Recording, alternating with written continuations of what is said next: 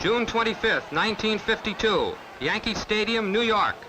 Joey Maxim, world's light heavyweight champion, defends his title against the challenger, Sugar Ray Robinson, in a scheduled 15-round bout. Ruby Goldstein, the referee.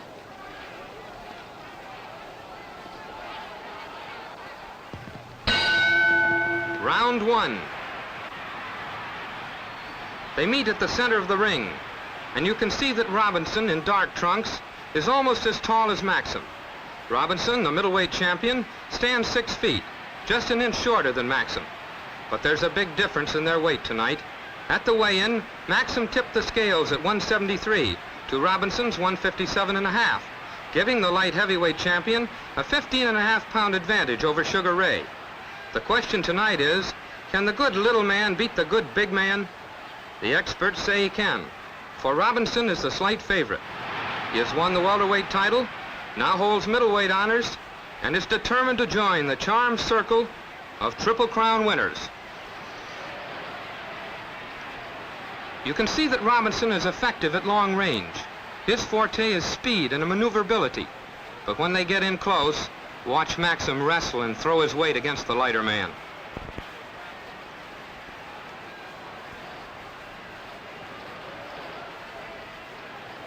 The temperature at ringside is 104 degrees, the hottest June 25th ever recorded in New York.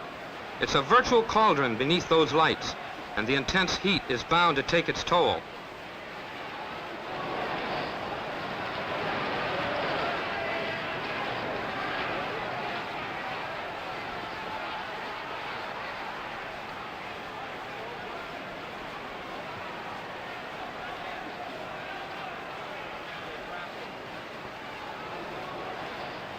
Again, they move to close quarters.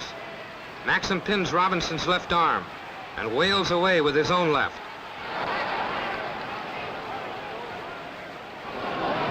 A partial slip by Robinson. Maxim's glancing left hook knocked Sugar off balance as he was going backward.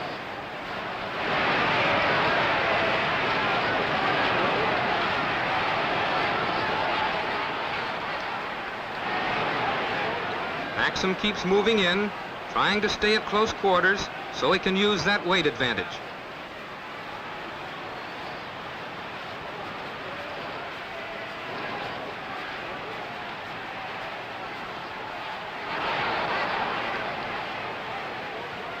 Robinson keeps moving, dancing, punching. He's called the dancing master. Watch his footwork, up on his toes, bouncing. But how long will he be able to stay up there?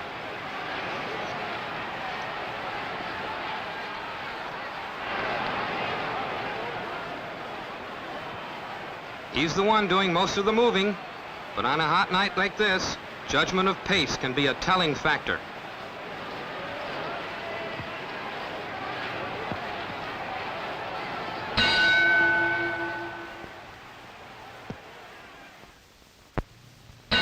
In round two, we see the same pattern unfolding, the same strategy.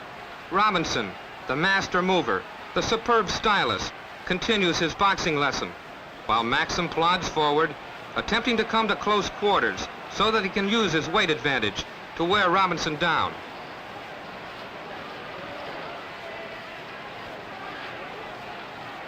They touch gloves, each feeling he had hit the other on the break.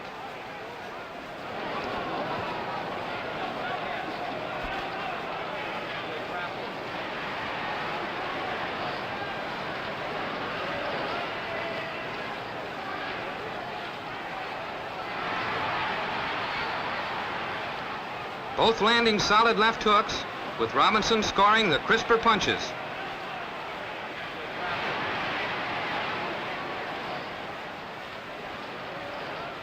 You notice that referee Ruby Goldstein, trying to keep all punches in sight, does a lot more moving than Maxim.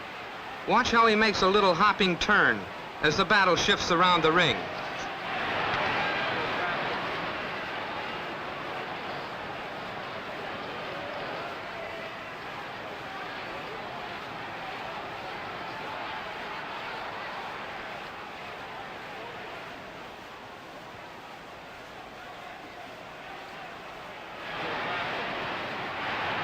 Robinson comes up with a beautiful left-right combination to the jaw. That combination is one of the most powerful weapons in his arsenal of punches. You see how much more moving Robinson does than Maxim? But how long can he keep it up in this 104-degree heat? Stamina is what counts, and while both are in superb condition, neither man is young for a fighter. Robinson, 31 years old, Maxim, 30. 48,000 fight fans sweltering here in Yankee Stadium. 48,000 fans who have paid a total of $422,000 to see this contest for the world's light heavyweight crowd. No radio or home television coverage.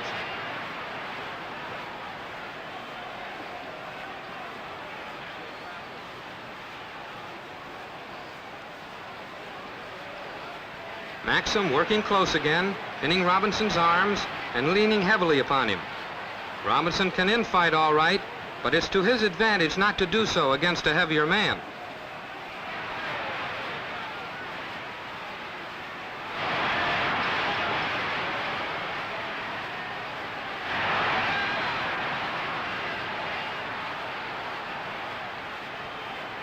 Sugar Ray gets in some good right uppercuts before the bell.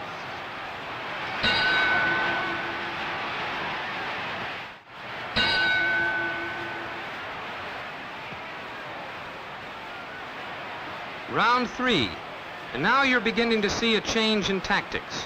Robinson's using his jab more and ducking, where in the first 2 rounds he was continually dancing. Here perhaps is the first telltale sign that Ray realizes the need to pace himself, to slow down a bit because of the heat.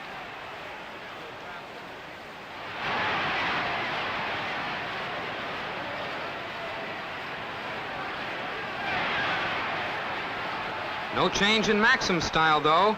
Maxim, in the light trunks, keeps trying to work close and throw his weight against the smaller man. These are the instructions of his canny manager, Jack Doc Kearns, famous as the old-time pilot of Jack Dempsey.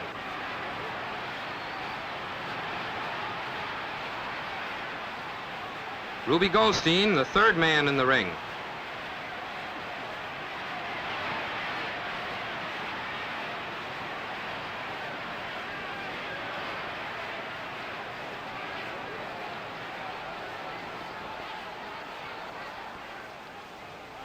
Robinson goes to work on Maxim's midsection.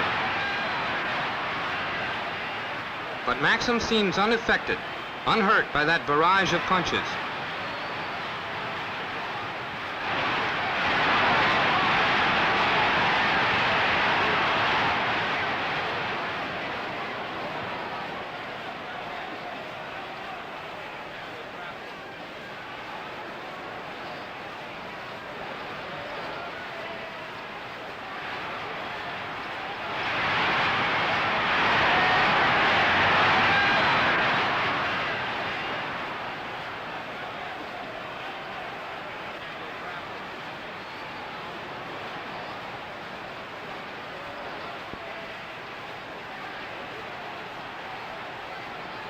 Robinson got over a terrific right to the jaw. One of his best punches, and certainly the best punch of the fight up till now.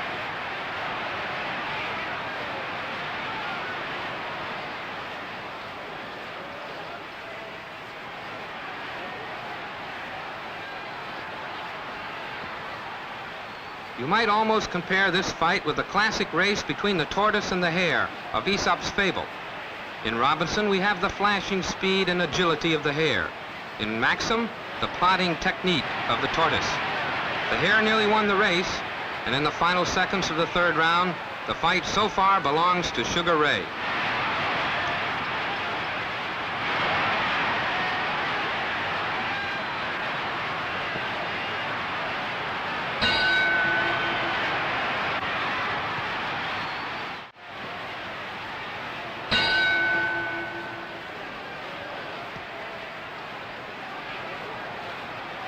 Robinson begins round 4, still shooting hard rights to the jaw, still up on his toes, still full of bounce. Ray comes from Detroit, Michigan. He began his professional career in 1940, and in 134 fights since, has lost only 2, with 2 draws and won no decision. He's never been knocked out. Ray Robinson's real name, Walker Smith.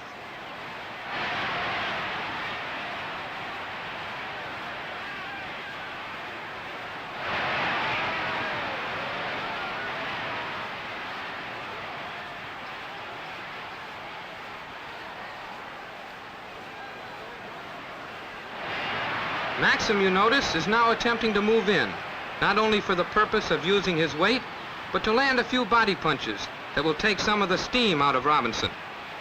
This is the 100th fight for Joey Maxim, who was born Giuseppe Antonio Berardinelli.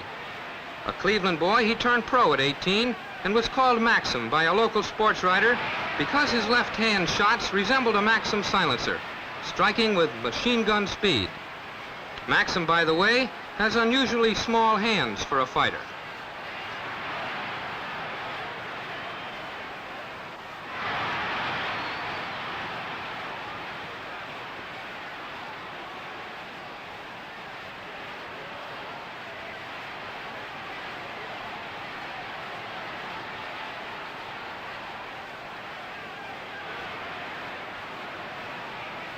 You can see Sugar doesn't like to work in close.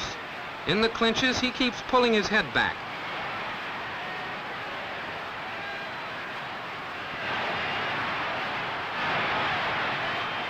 Maxim doing very little punching to the head, concentrating on the body.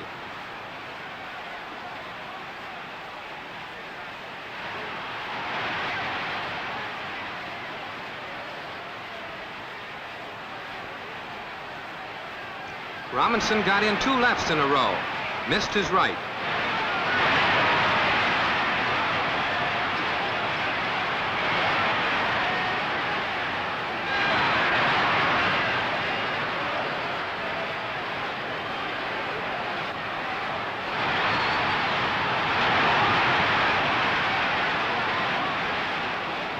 Experts call Robinson one of the greatest at throwing a punch while in retreat.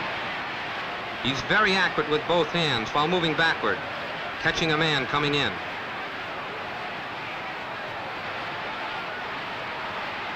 He backs away from that one with just a few seconds remaining in the round.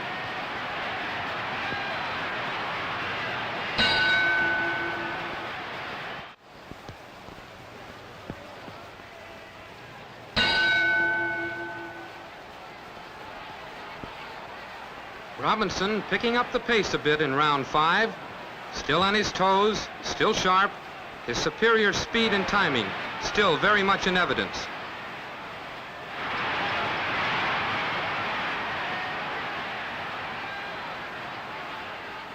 You notice Maxim holds his guard well up.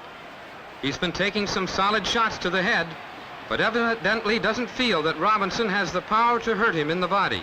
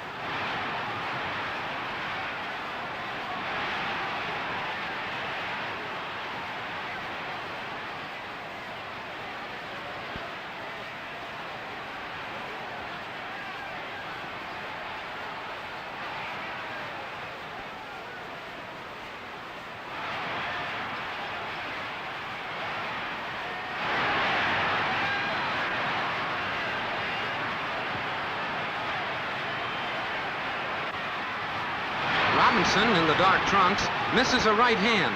And watch how quickly Maxim pulls him in close, still trying to throw his weight upon the lighter man.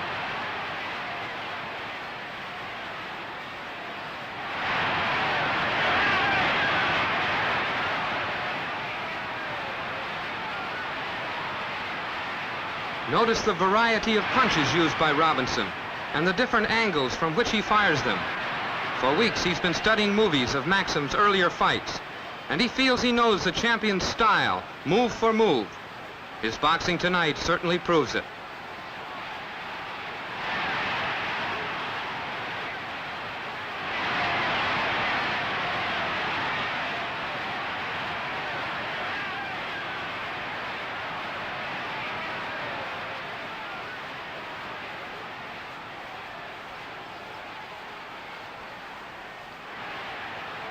Robinson became middleweight champion of the world by knocking out Jake LaMotta in 13 rounds back in 1951. Maxim took the world's light heavyweight title away from Freddie Mills a year before in London.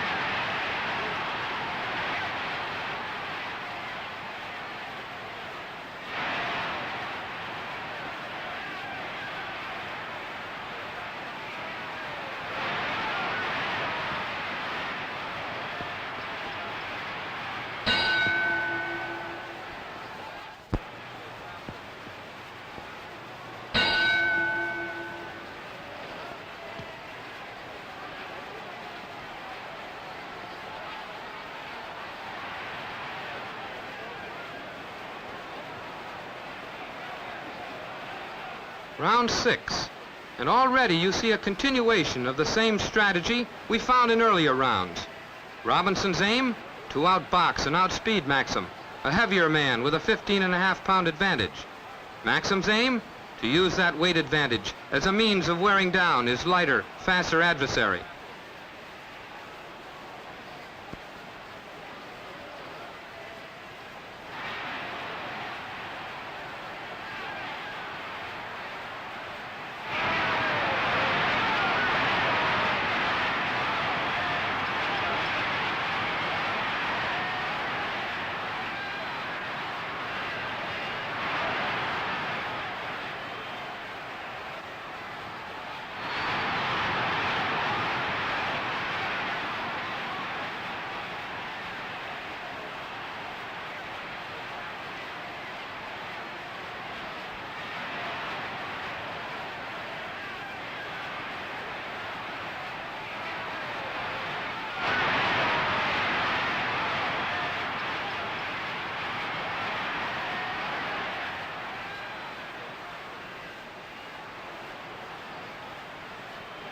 Robinson throwing in that right-left combination, then stepping back out of range. There he goes again with a left.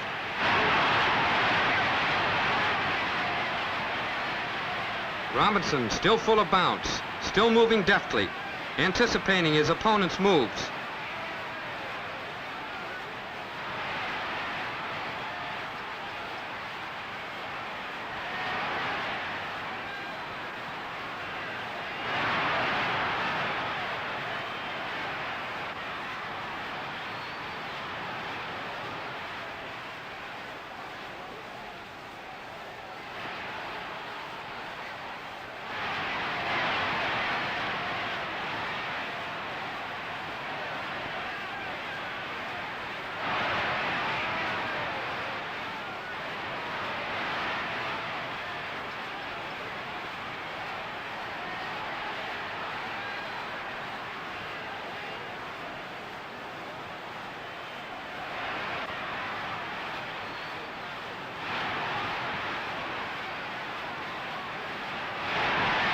See how Sugar rolls with a punch? How he moves back from Maxim's left hook? As we near the end of round 6, the fight so far easily belongs to Sugar Ray.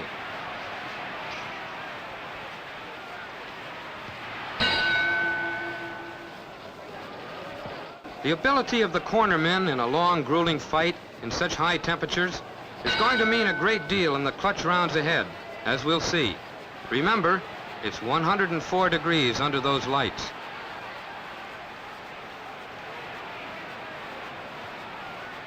Here in round 7, we see the same pattern, but you notice that Robinson has slowed down the pace a bit. He's punching a little more flat-footed, but still moving, presenting an elusive target.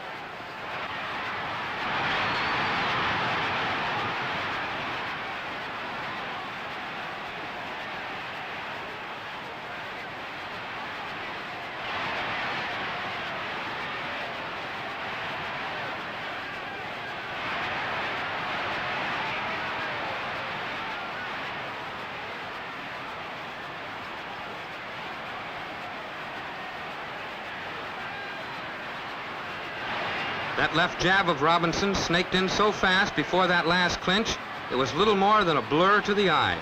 You could barely see it.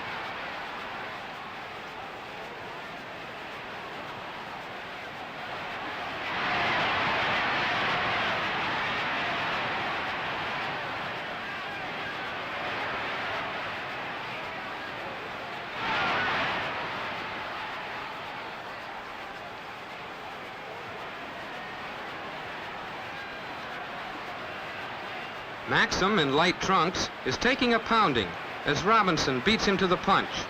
Blows that knocked out Rocky Graziano, that stopped Jake LaMotta, are being absorbed by Maxim as he moves in for more.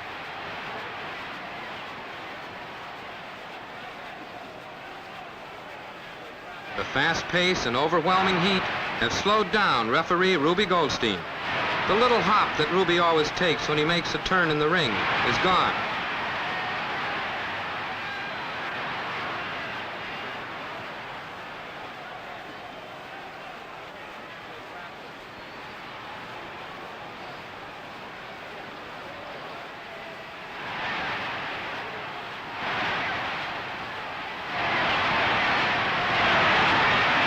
Beautiful barrage to the body by Robinson.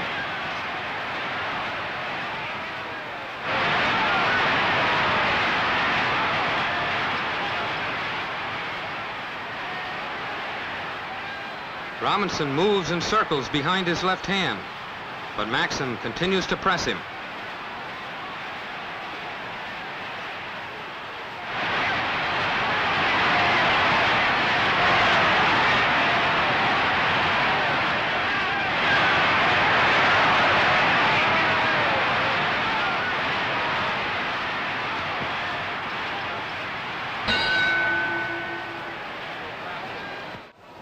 Notice how the cornermen stay with their fighters with wet towels and sponges until the last split second.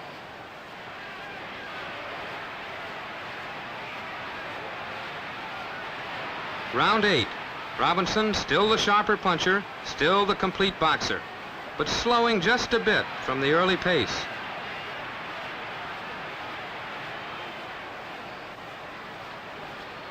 Referee Ruby Goldstein has slowed up perceptibly.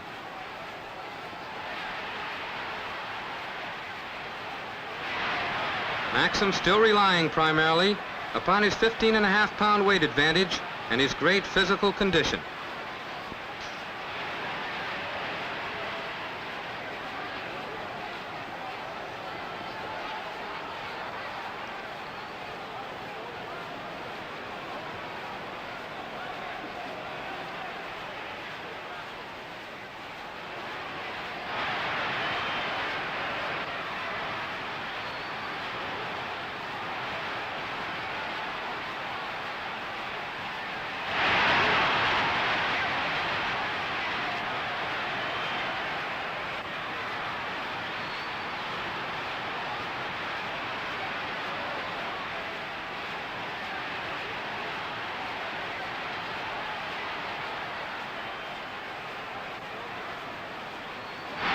Robinson still firing to the head.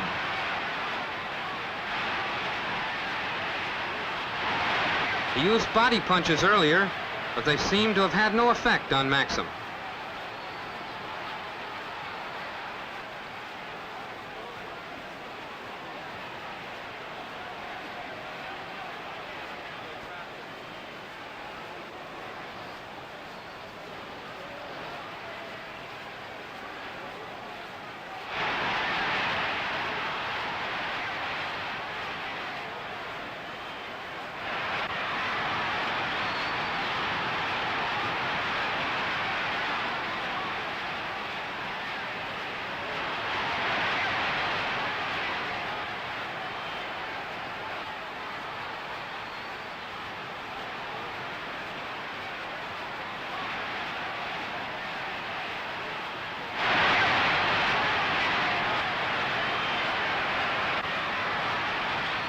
That's the third time in this round Maxim has worked his way in, forcing the referee to intercede.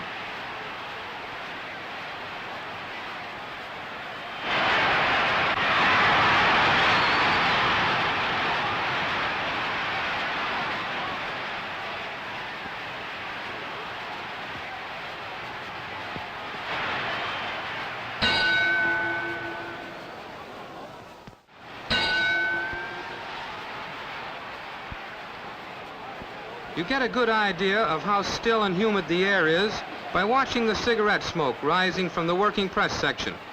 I was at ringside that June 25th and read the thermometer with my own eyes. 104 scorching degrees.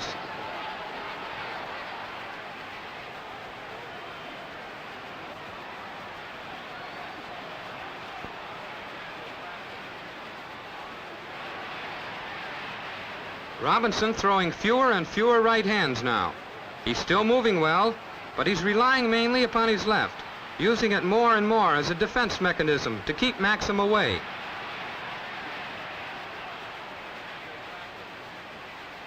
And so we see another telltale sign that the lighter man is feeling the heat and the pace.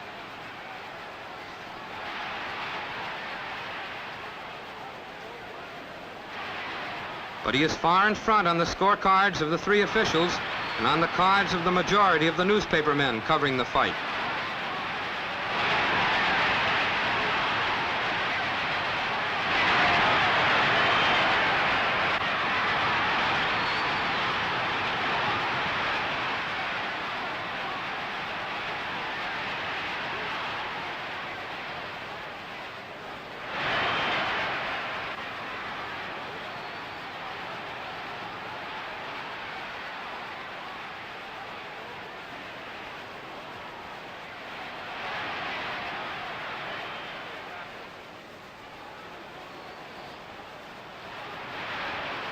Maxim gets in a light hook to the jaw, and you can see that Robinson, in dark trunks, is slow getting out of there.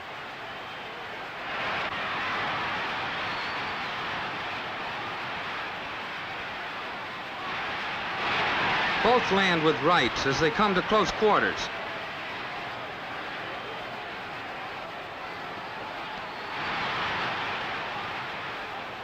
Despite the fact that he has slowed down considerably, Robinson still is landing more punches than Maxim. The ratio is about 2 to 1.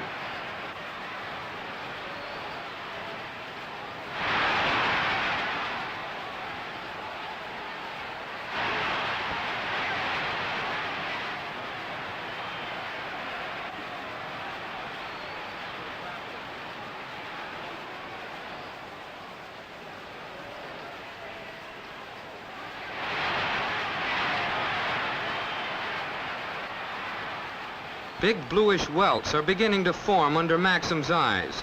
He feels those punches thrown by Sugar. A nice right to the body and a left to the head by Robinson.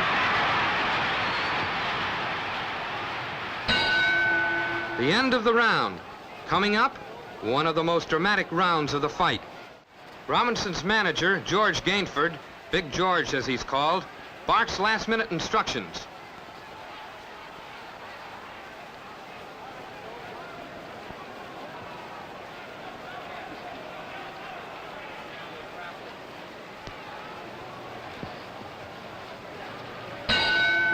And there's the bell, round 10.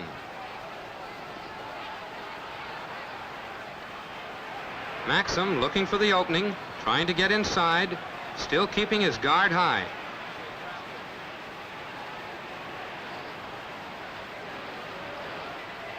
He's landing those left hooks to Robinson's head.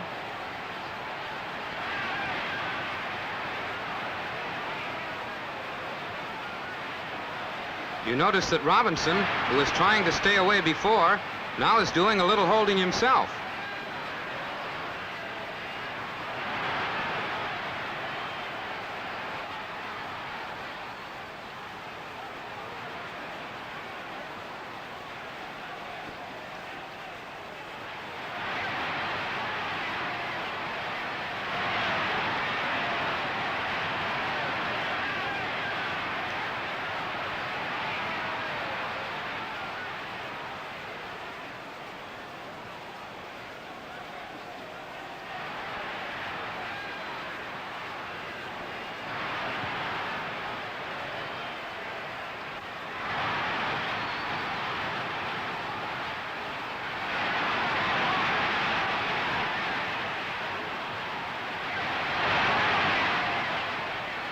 They wrestle to the ropes. Maxim leans on him with both arms.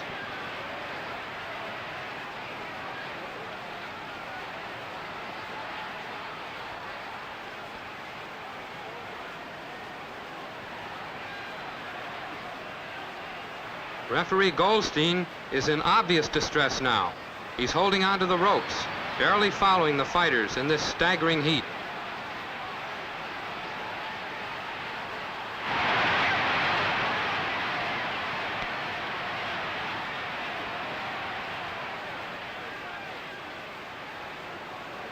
Many are wondering what has kept Maxim on his feet under the barrage of punches released by Robinson during the previous 9 rounds.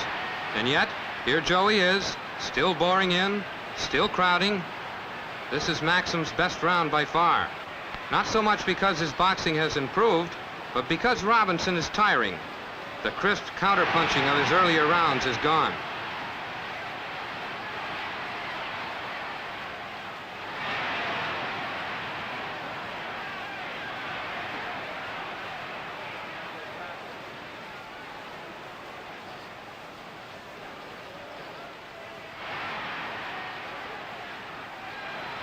Robinson misses a right and drops his hands.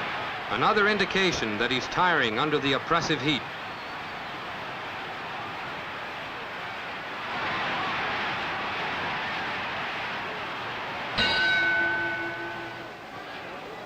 Here comes the flash card signaling round 11. But there's a great deal of commotion in the ring. Referee Ruby Goldstein is unable to continue. He's completely exhausted. That's Ray Miller climbing into the ring as his replacement.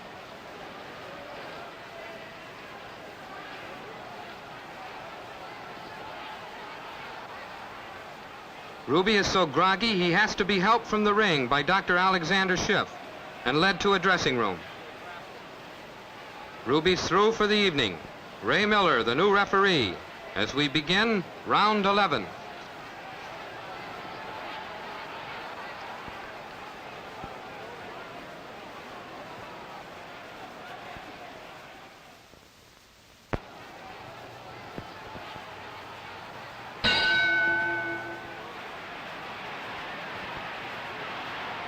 Robinson doing less moving now.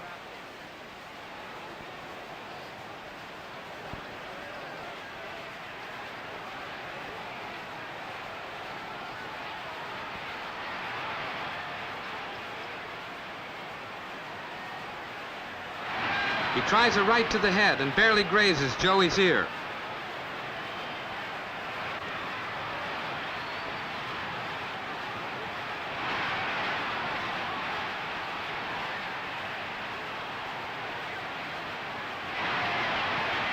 Maxim ties him up again.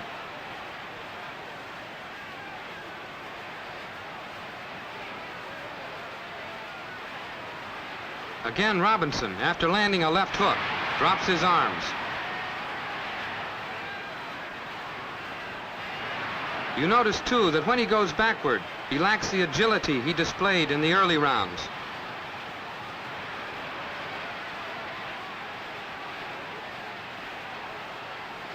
The Sugar Man is losing his bounce.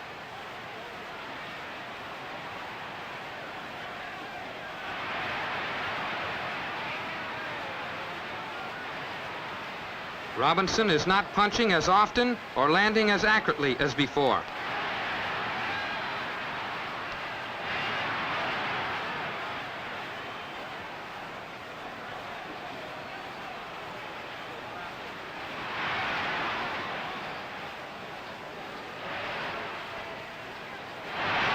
Maxim continues crowding in round 11, as he has from the very first bell.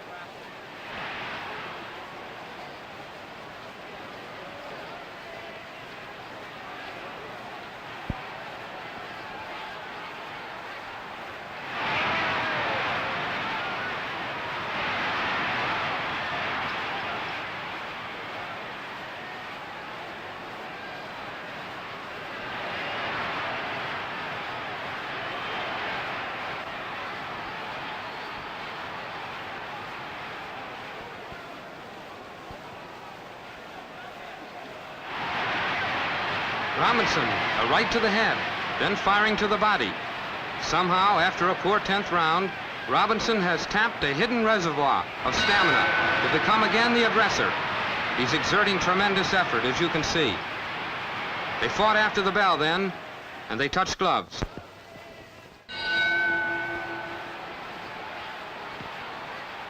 That's a mighty tired Robinson.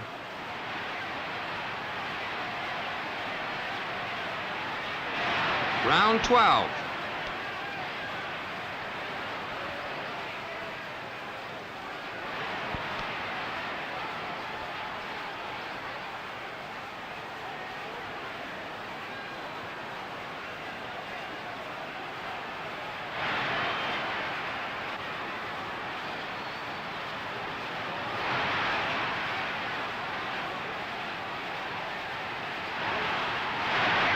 Robinson's legs appear about to buckle as he moves backward. We see all the signs of creeping exhaustion in Sugar Ray Robinson. You wonder why and how Maxim, who has suffered the most punishment in this fight, can continue to plod forward.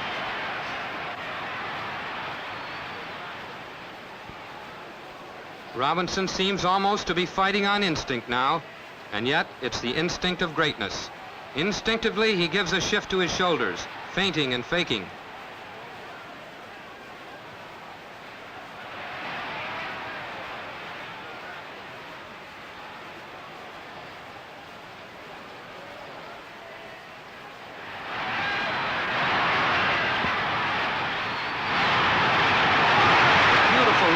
Drives Maxim across the ring.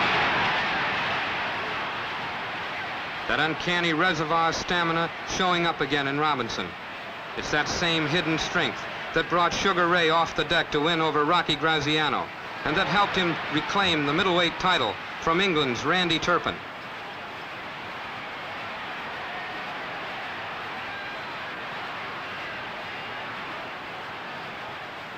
That head and shoulder feigning that Robinson displayed in the earlier rounds, and on occasion in the later rounds, is a technique of fighting that has become nearly a lost art, something you rarely see in the modern-day boxer.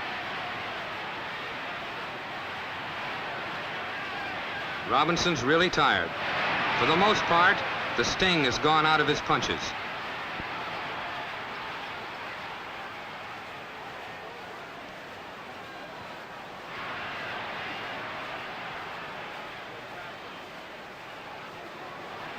Maxim's like a bulldog in his determination to come to grips, to crowd, to throw his weight around.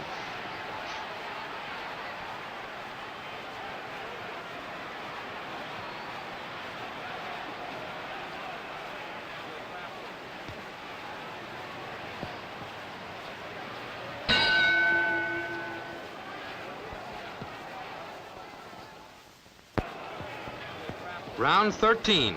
Destined to be the last in this scheduled 15-round bout for the world's light heavyweight crown. A tired challenger, Sugar Ray Robinson, in dark trunks, faces defender Joey Maxim, 15.5 pounds heavier than his opponent. So far, Robinson's superior ring tactics have won him all but a few of the earlier rounds on the official scorecards. Now let's see how this ring classic ended, that stifling hot night of June 25th, 1952, in Yankee Stadium. So far, Maxim has done little to win except stay on his feet, crowding all the way, displaying an unbelievable amount of stamina. Maxim bowls Robinson against the ropes and leans heavily on him.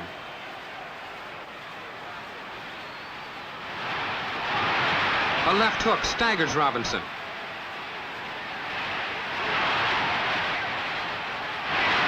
Ray misses a right by a wide margin. What little fighting Ray is doing now consists of desperation flurries.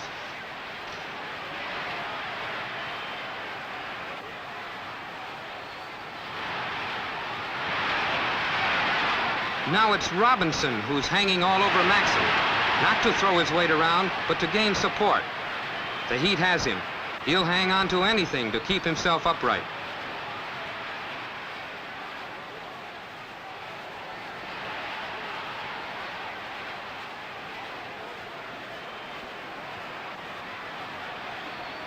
The plodding Maxim hasn't changed his style throughout the fight.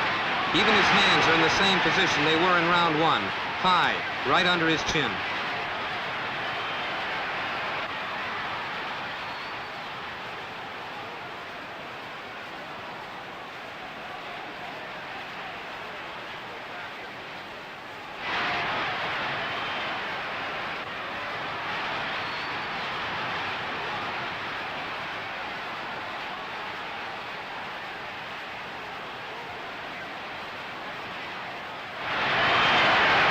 Robinson misses a right, slips, and falls flat on his face.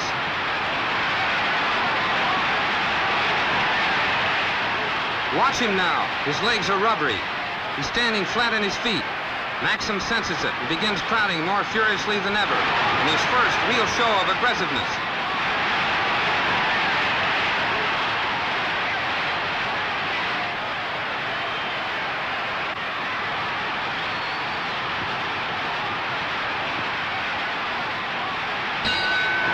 The end of the round, but they don't hear the bell.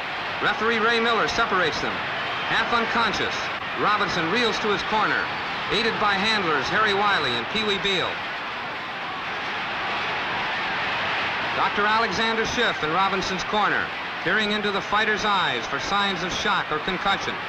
According to the rules of the New York State Athletic Commission, Maxim is awarded a technical knockout if Robinson's unable to answer the bell for the 14th round.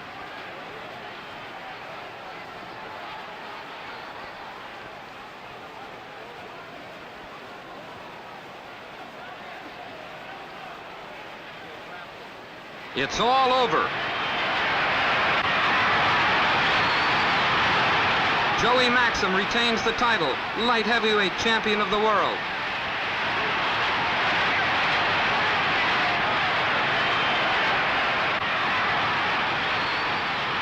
Sugar Ray Robinson, unable to answer the bell for the 14th round, becomes a technical knockout victim, beaten down by the heat and frustrated by a man with almost superhuman stamina. Just 2 rounds, just 6 minutes away from joining the ring's charmed circle of Triple Crown winners, Robinson was stopped for the first time in his career. As things turned out, and as Ray planned it, in fact, this was to be his last fight. The triumphant exit of one of the greatest scientific fighters the ring has ever produced. He retired middleweight champion of the world immediately after the big fight